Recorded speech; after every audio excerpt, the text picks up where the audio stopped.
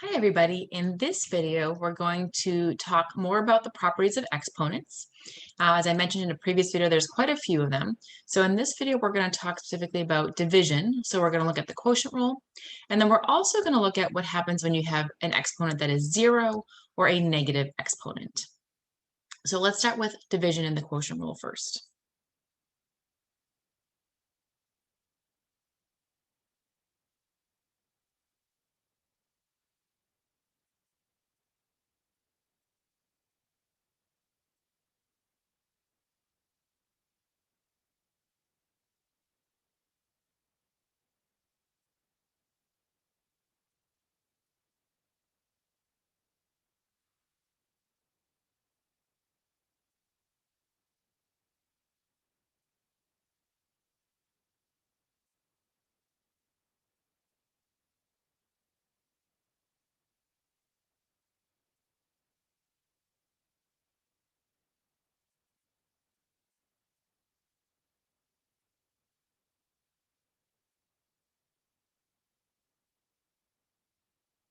Okay.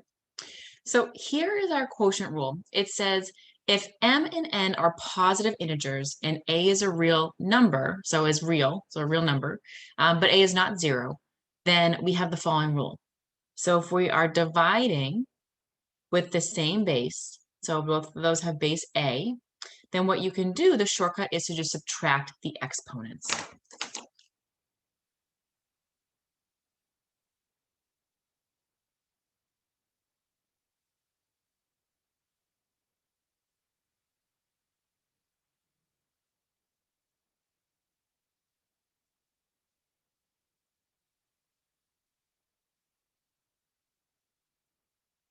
Okay?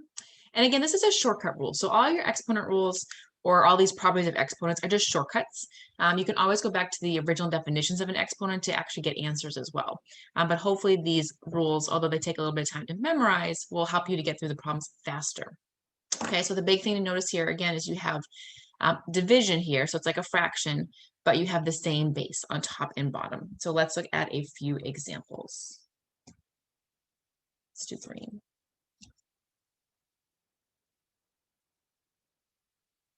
And all of these are going to be to simplify.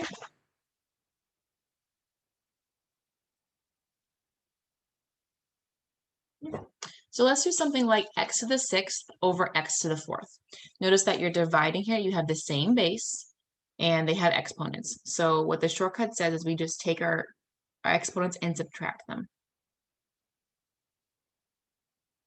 Now it is really important when you subtract, you always do the top minus the bottom.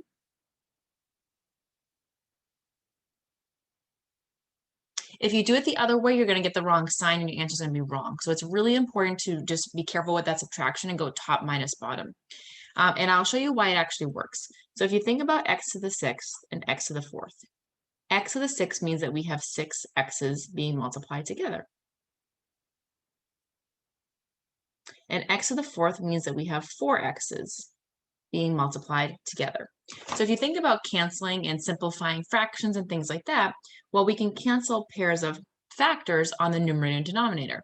So that pair of x's cancels, this pair cancels, this cancels, and this cancels. And the reason each of these individually cancel is because when we divide the same thing by itself, we get the result of 1. So x divided by x is just 1. And multiplying through doesn't change anything. And notice what I have left over. I have those 2 x's left, which is just x squared. So you can see that the shortcut rule doesn't actually change our original definitions or original strategies. It still builds on all those rules we already have. It just provides us a shortcut. All right, let's do a couple more examples.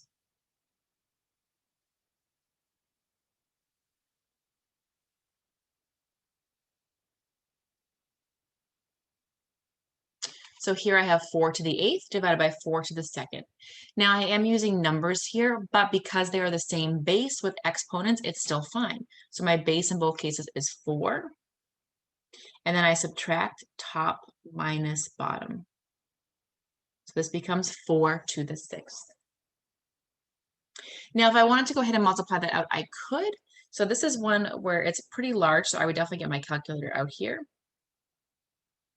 So here I just have one of my apps, And there's different ways to do this we've talked about, but if you have the TI 83 or 84 series, you're going to see a little up arrow on your calculator there, and that's your exponent. So I could do 4, and then I hit that little up arrow, and I'm going to just type in 6, and then I'll hit enter. So I get 4,096.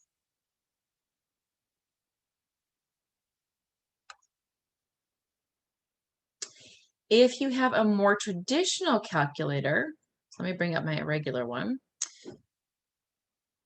Okay.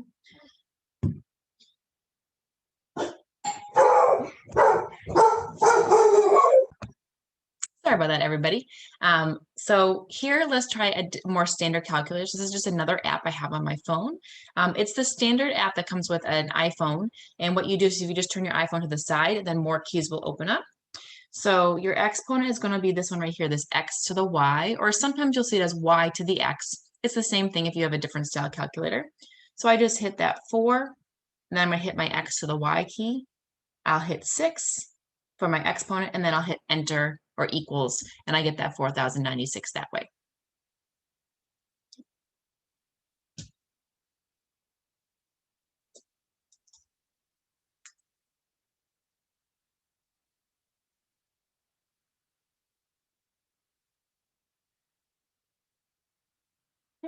So let's kick it up a little bit here. Now I'm bringing in a couple of different variables. So what I'm going to do here is I can only apply the shortcut rule to variables that match, that have the same base.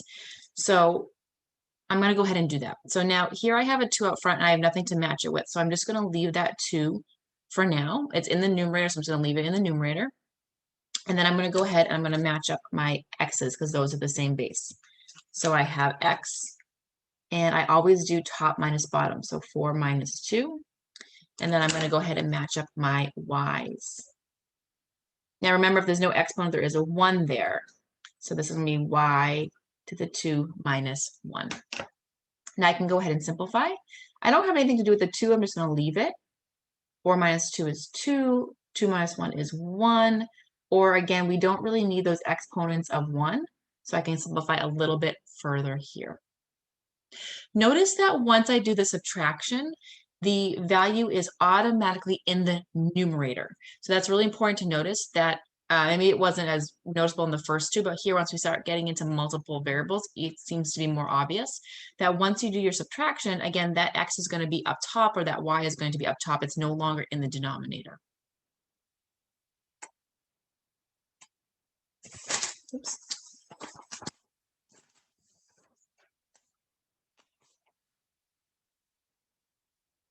I just want to do another example or two.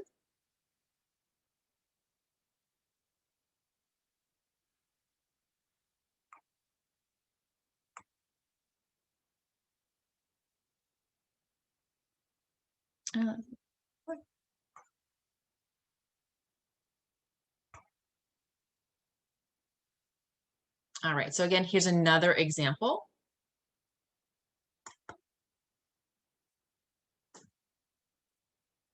Okay, so again, I'm going to match things up. Now, I do want to be careful here. So notice that I have a 4 and a 2. Now, that 4 over 2, there are no exponents. And this is not the same base, right?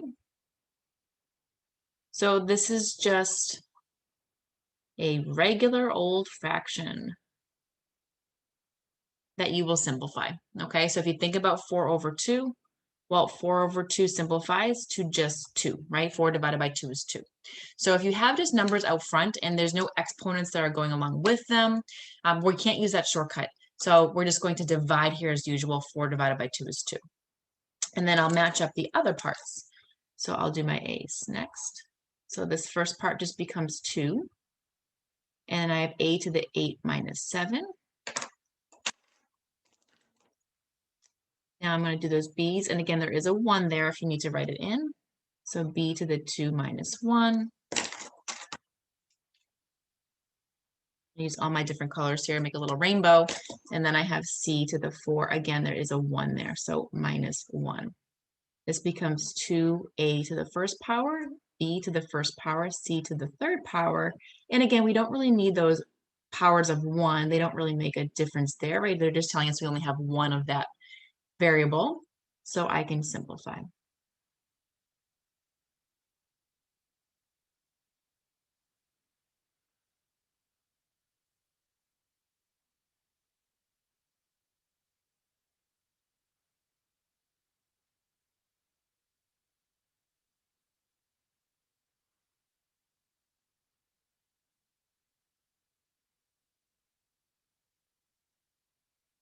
Again, I'm just going to do one more example here.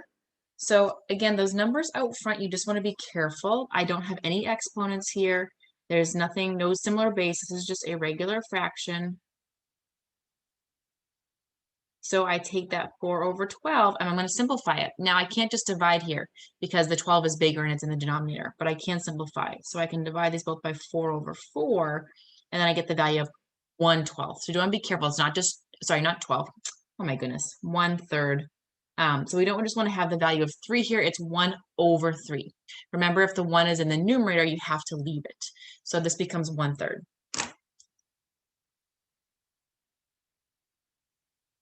And then I have the x's next. So if I look at my x's, I have 5 minus 3. And if I have my y's, I have 3 minus, and again, there'd be a 1 there. So this becomes 1/3 x squared, y squared. Now, this is actually fine, so you can leave your answer like this. Or if you wanted, you could kind of multiply this through. Just be careful, fractions multiply straight across. So what this also would look like is 1x squared, y squared all over 3, because the only thing in the denominator is a 3 there. These would both have 1s. And then again, we don't need to multiply by 1 here, so you can rewrite it as this. So this is correct. And this is also correct. They're both perfectly fine ways to write that final answer.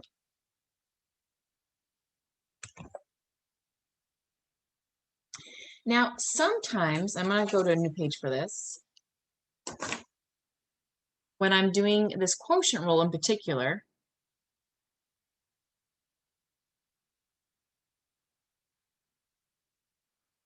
I may end up with a 0 exponent. So for example, let's say I have x to the 3rd power over x to the 3rd power. So when I go to use my quotient rule and I subtract, I end up with x to the 3 minus 3, which is x to the 0 power. So how do I deal with that? And what ends up happening here is that anything to the 0 power, as long as a is not 0, is equal to 1. And again, but a is not 0. So for instance, in our example then, x to the 0 power is going to be the value 1. Now, why does this work? So let me show you why this works.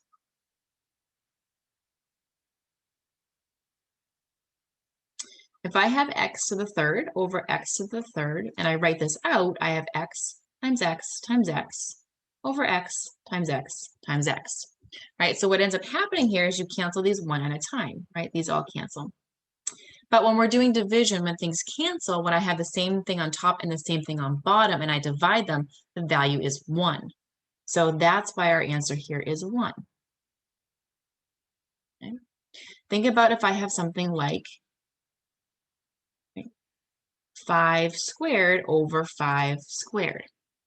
Now, when I use my exponent rule, I get 5 to the 0 power. But I also know that 5 squared is equal to 25, and 25 divided by 25 is 1. So these things have to match. They have to go together. I can't have it being the value 1 here, but not here, right? Everything has to connect. So these must be the same answer then. So 5 to the 0 power has to be 1. Okay, so what we're seeing here is that anything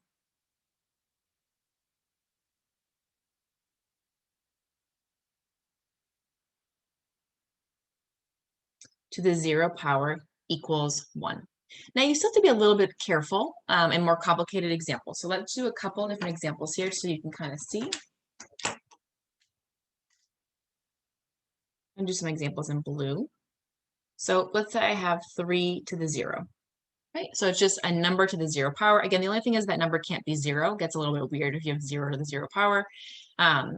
So 3 to the 0 power is just 1.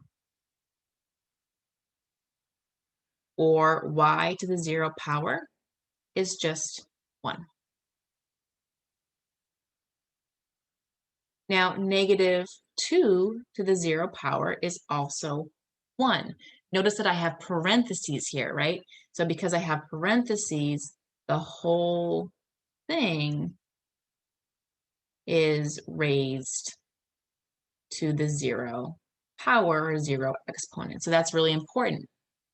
If I have something like negative 2 to the 0 power, well, this is a little bit different because this part here is 1, but that negative is not part of the exponent. It's just like when we're squaring things with negatives, right?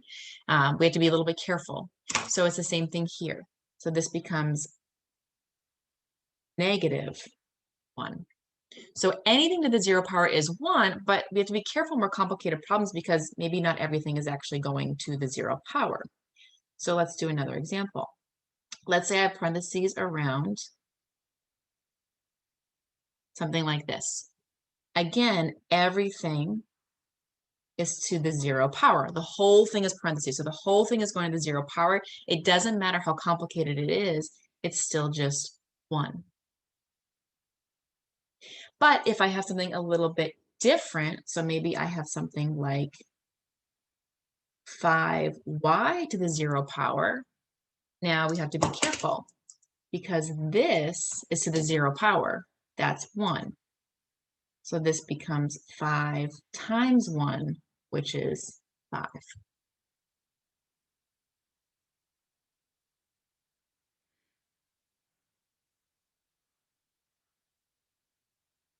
Or maybe I have 2x to the 5th, y to the 0.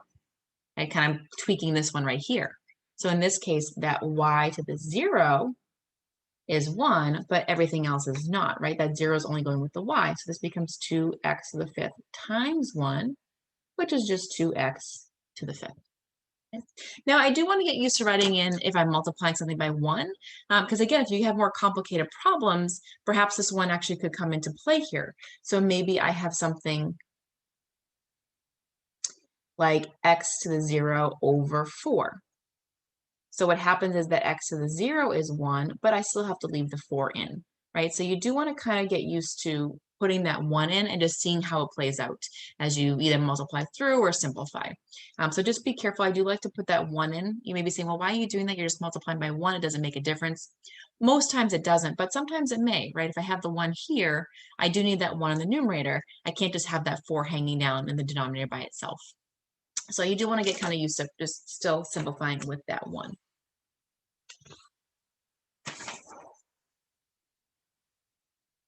All right, and the other thing that can happen is we could have a negative exponent.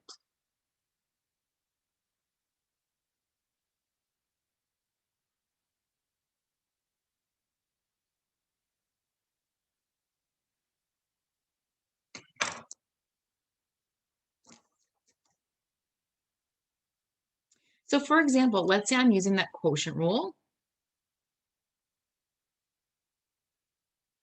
And I go to simplify. And remember, it's always top minus bottom. Be really careful there. Students make that mistake all the time. It's 7 minus 9, which is negative 2. Okay, so I'm be careful there. A lot of times students will just write 2, but it's really top minus bottom. So I have a negative exponent. What do I do with a negative exponent? Okay, so a negative exponent actually sort of refers to a reciprocal or flipping idea. Okay, so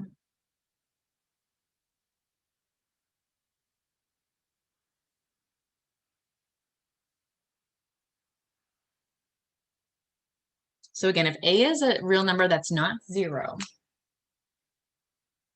and n is an integer,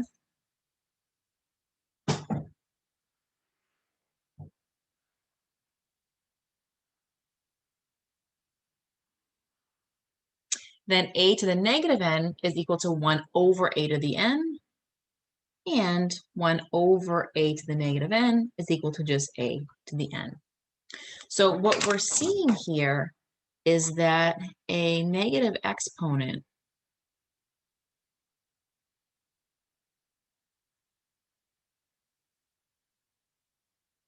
really means to flip or take the reciprocal. Okay, if we're talking more formal definitions, right? So you can think of it as a flipping action, or in math, we call it a reciprocal when we kind of flip like that. So that's really what it means. And you want to think about this carefully. A lot of students, again, mix these up. You want to think about the zero exponent rule and the negative exponent rule really as definitions.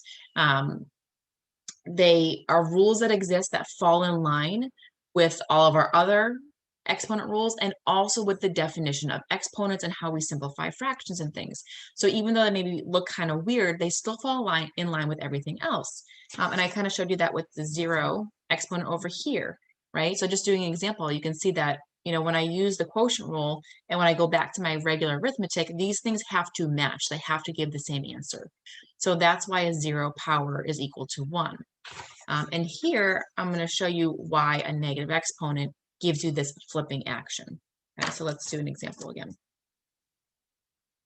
And I'll do the one above. So x to the 7th, I should have chose smaller exponents, that's okay, over x to the 9th. So we need to have 7 x's here. 2, 3, 5, 6, 7. And then here I have 9 being multiplied.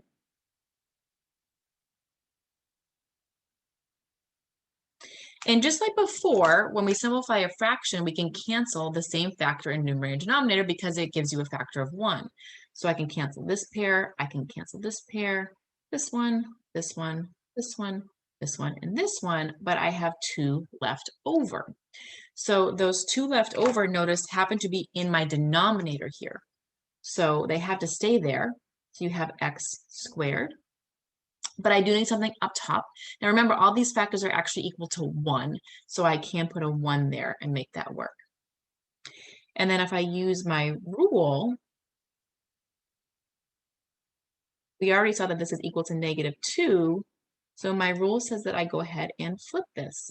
So I put a 1, and then I flip this to the denominator, and you can see that they match. So our rule here, again, these are all shortcuts, really just are fast ways to deal with exponents, right? So I could write this all out if I want to every single time, but it's just going to take me a lot of work, right? Very tedious work if I have a hard problem.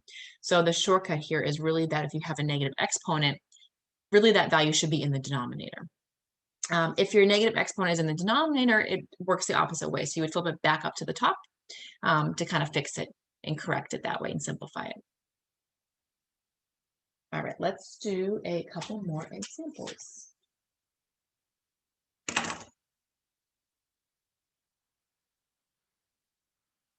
And again, all of these are going to be simplified. I'll just write it one time. So let's simplify something like 2 to the -3. Okay, I see a negative exponent there. It's already in the numerator, right? There's no denominator here. So I'm going to flip it down. Once I flip, it becomes positive. Okay. So once you flip or reciprocate,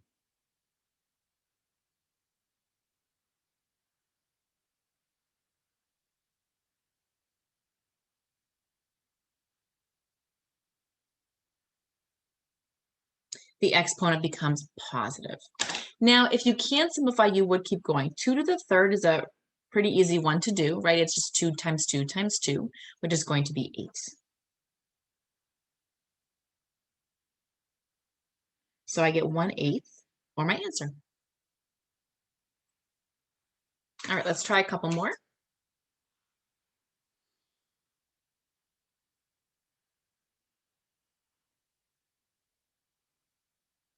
For x to the -3. So here I do have a negative exponent, but be careful that negative exponent is only on the x, right? So just this part is going to flip. The 4 is going to stay where it is. So the 4 is in the numerator, right? Because I have no denominator. So it's in the numerator. So this is going to flip down, and I have this as my final result.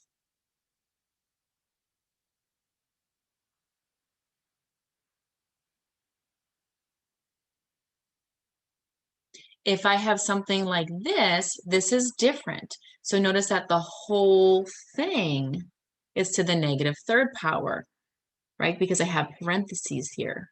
So it's the whole thing is going to flip. And then I can go ahead and use some of my older rules to go ahead and distribute, right? So I can distribute that 3 to each part here.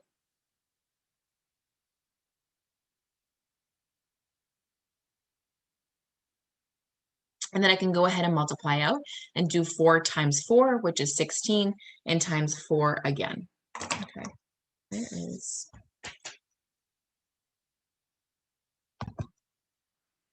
That will give us 64, and then you have your x.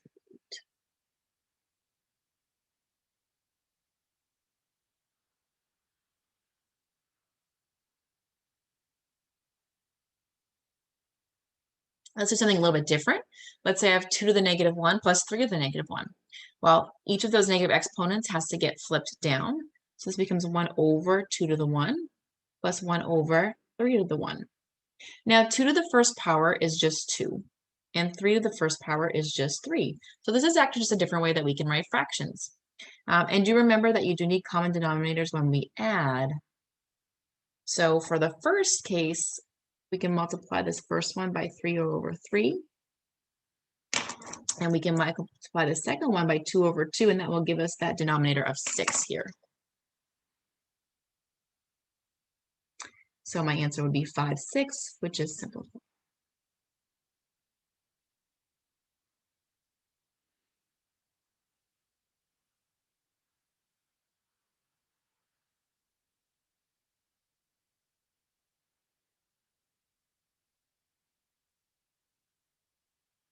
So again, let's say just part of your piece had a negative exponent, then just this one is going to end up flipping. So what everything else is going to stay where it is. And that would be simplified here.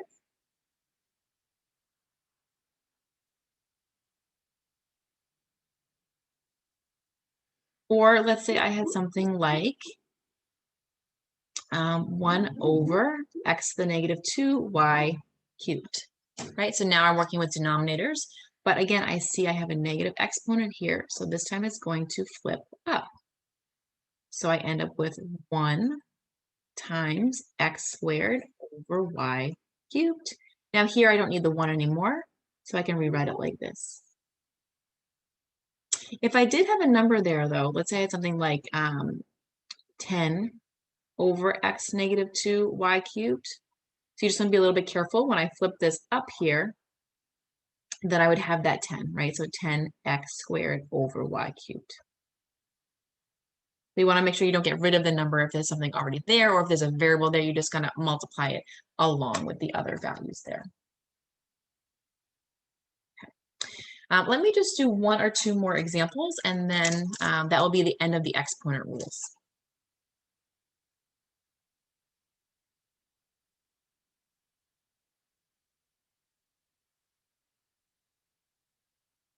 All right, so I'm kicking up a little bit here again. We're actually bringing in 2 steps. So first I'm going to use that quotient rule and rewrite it, subtracting those exponents, and then I'm going to see if I need to apply my negative rule.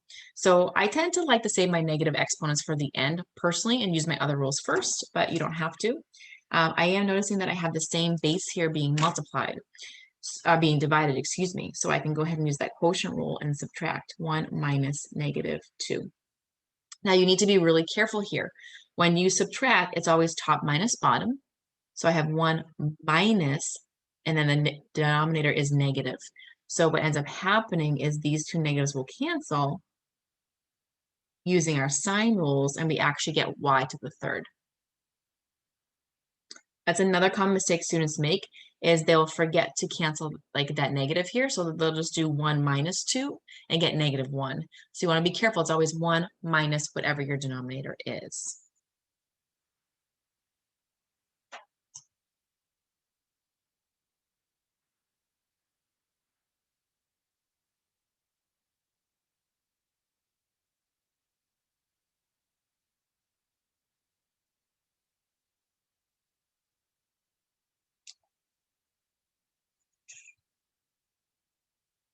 All right.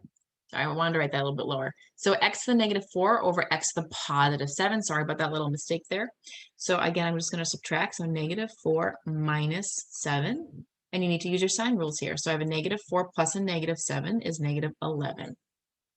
Now, we don't like to write our final answer with negative exponents. Typically speaking, you're going to see problems that say use positive exponents. So what I need to do now with this is I'm going to go ahead and flip that in my final result. So we can see that these rules can really be used all together now, kind of combining them. And there's one more thing I want to point out here too.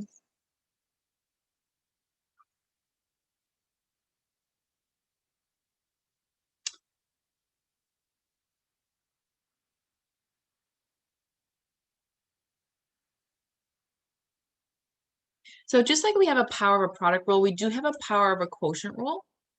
And what that says is that you can distribute that exponent inside as well. So if I have something like a over b to the n, then I can go ahead and distribute that exponent inside.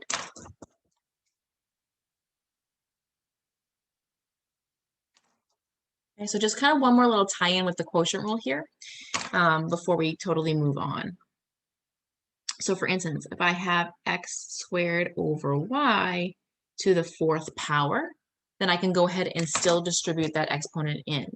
So I'm going to bring it in here, and I'm going to bring it in here. So I have x squared to the 4th, and then on the denominator, I just have y to the 4th. That one's pretty straightforward. And don't forget here that we can go ahead and multiply those double powers. So I have x to the 8th over y to the 4th.